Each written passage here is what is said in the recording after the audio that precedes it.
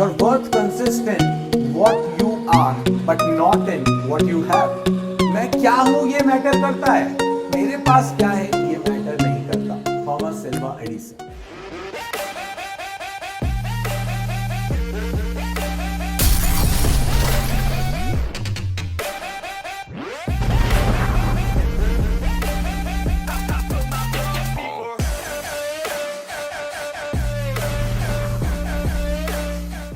तो भाई एडिसन साहब की बल्ब की रोशनी हम पर पड़ती रहनी चाहिए। चलिए बढ़ते हैं अपन एसी की तरफ। और जब अपन क्वांटिटीज को क्लासिफाई करते हैं तो हम दो कैटेगरी में क्लासिफाई करते हैं इलेक्ट्रिकल क्वांटिटीज को, based on their magnitude, direction and their repetition after a certain interval of time.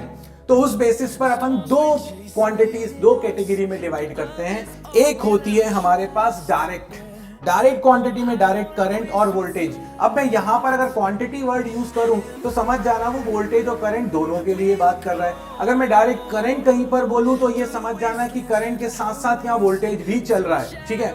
तो डायरेक्ट करंट और वोल्टेज एंड ऑल्टरनेटिंग करंट और वोल्टेज।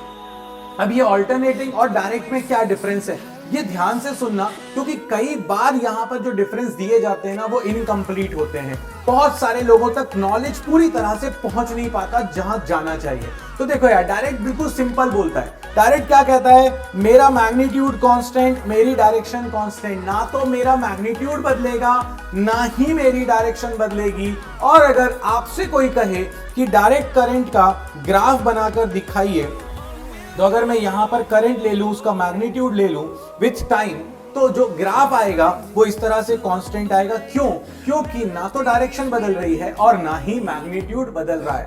बट यहां पर मैं एक चीज जरूर कोट करूंगा जो हम लोग इलेक्ट्रॉनिक डिवाइसेस में देखते हैं। हम लोग क्या देखते हैं इलेक्ट्रॉनिक डिवाइसेस में? इलेक्ट्रॉनिक डिवाइसेस में हम लोग कुछ इस तरह की पल्स देखते हैं जो कि रेक्टिफायर से आउटपुट में आती है। और इसको हम लोग क्या कहते हैं, ये एसी नहीं है बट इसको हम बोलते हैं पल्सेटिंग डीसी, क्योंकि डायरेक्शन तो नहीं बदल रही बट हाँ मैग्नीट्यूड बदल रहा है, तो इसको हम लोग बोलने लग जाते हैं पल्सेटिंग डीसी।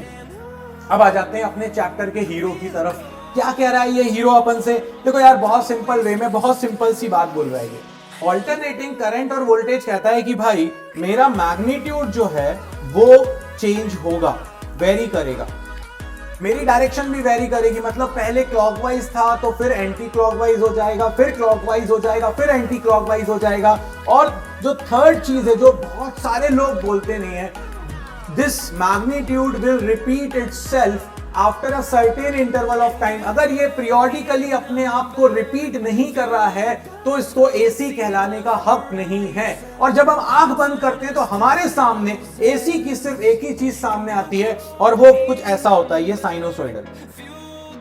भाई साइनोसॉइडल है मतलब एसी है। हाँ भैया, उसके नीचे और भी देख लो, दुनिया में और भी बहुत सारी जगहें हैं और भी बहुत सारी वेव्स हैं। तो देखो ना यार, ये क्या कहता है अपन से, ये वाली वेव भी एसी है। क्योंकि मैग्नीट्यूड वेरी हो रहा है और टाइम के बाद एक रिपीट हो रही है, वो वेव अपने आप को रिपीट कर रही है, इसे ट्रायंगुलर वेव कहते हैं। बट ये भी एसी का एग्जांपल है। अगर मैं आपसे कहूं, ये गौर से देखो, ये सॉटूथ वेव है, मैग्नीट्यूड बदल रहा है, डायरेक्शन भी बदल रही है। So this is also under the definition of AC. तो एसी का मतलब अकेला साइन नहीं होता, एसी का मतलब ये भी है, ट्रायंगुलर भी है, सॉटूथ भी है, स्क्वायर वेव भी मिल जाएगी आपको। तो इसीलिए एसी की कैटेगरी में अकेला साइन नहीं आता, ये हमें पता होना चाहिए। एसी किसे कहते हैं? जिसका मैग्नीट्यूड वेरी हो रहा हो, जिसकी डायरेक्शन चेंज हो रही हो और ये अपने आप को रिपीट कर रहे हो एक सर्टेन इंटरवल ऑफ टाइम की तरफ।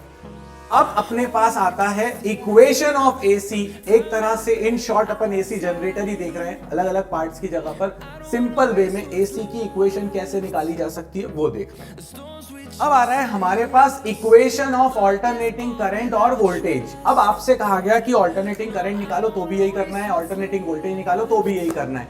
और क्योंकि जब हम लोग ऑल्टरनेटिंग की बात करते हैं तो दिमाग में आता है वो टरबाइन, वो स्वदेश मूवी जिसमें शाहरुख भाई ने किसी पानी गिराया था और वो टरबाइंस घूमने स्टार्ट हो गए थे, तो वैसे ही कुछ रोटेशन से रिलेटेड। तो यार देखो, बहुत सिंपल है। जो ईएमआई में हमने किया था, हमें क्या प्रोड्यूस करना है?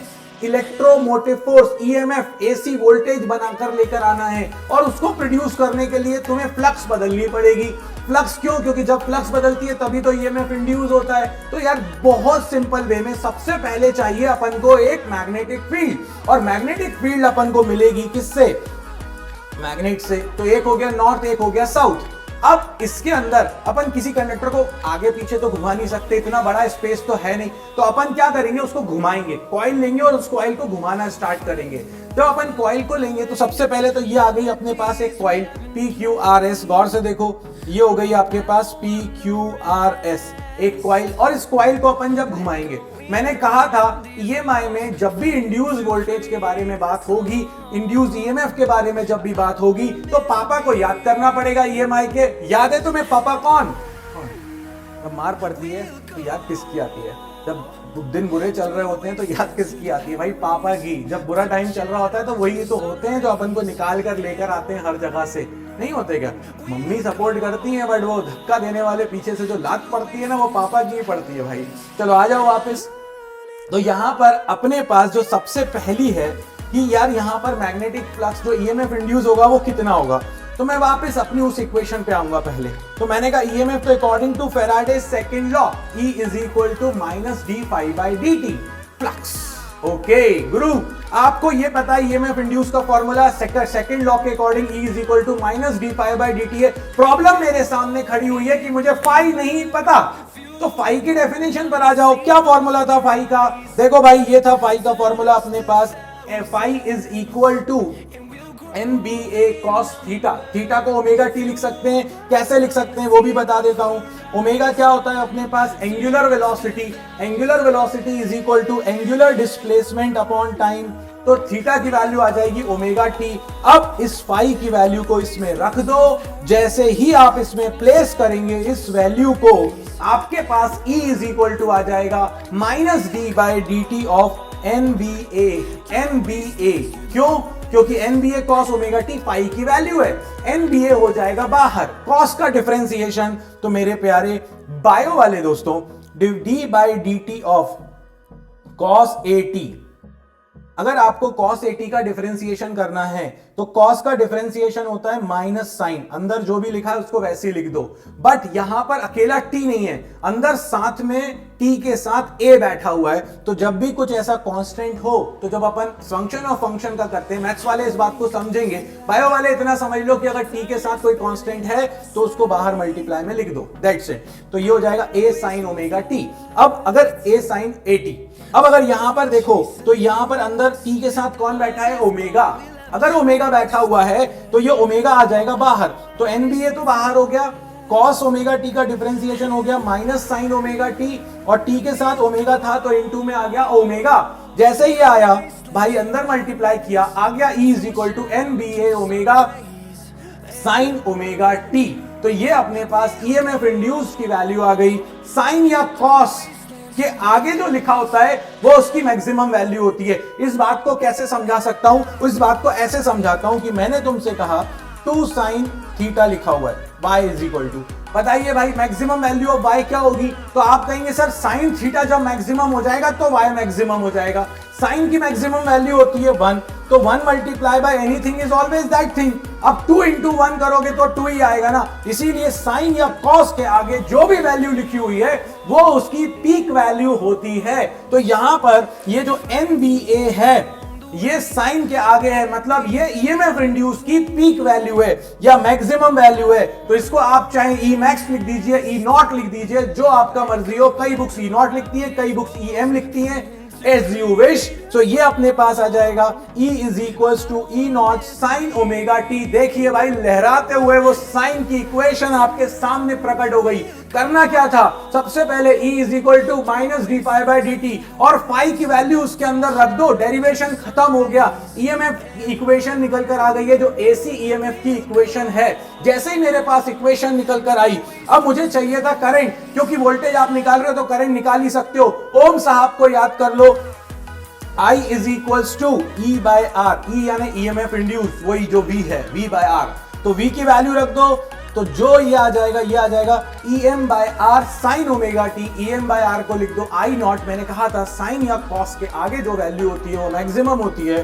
तो ये मिल जाएगा आपको EM बाय R। और ये याद रखना, ये ही मेरा दोस्त है।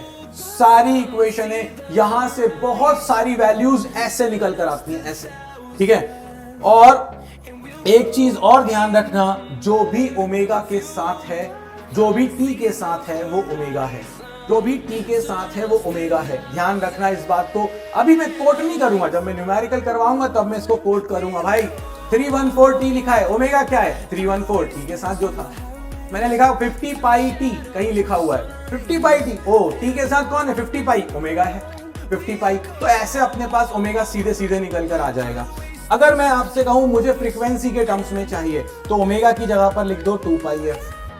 सेम डेरिवेशन है, सब कुछ सेम है, ओमेगा के बाद 2 पाई एफ लिख दो। मैंने आपसे कहा टाइम पीरियड के टर्म्स में चाहिए, तो फ्रीक्वेंसी को लिख सकते हैं अपन 1 अपॉन टाइम पीरियड, तो आपके पास आ जाएगा I is equal to I M sine 2 pi by T, omega की जगह पर आ गया 2 pi by T into small T. ये आपके पास आ गई एसी करंट की इक्वेशन, एसी वोल्टेज की इक्वेशन।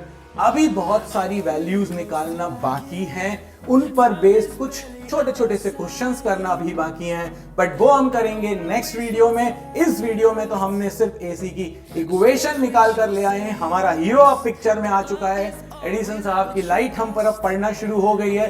अब हमें इसकी अलग अलग वैल्यूज के साथ सर्किट्स की तरफ बढ़ना है, जो हम नेक्स्ट वीडियो में बढ़ेंगे। इस वीडियो में बाबा जी की तरफ से इतना ही। जय हो।